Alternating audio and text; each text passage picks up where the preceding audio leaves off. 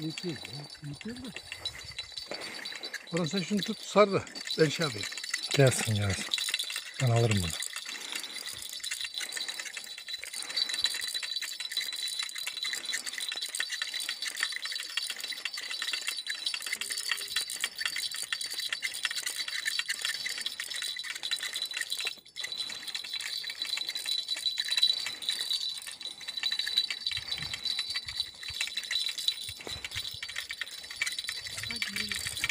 Güzel.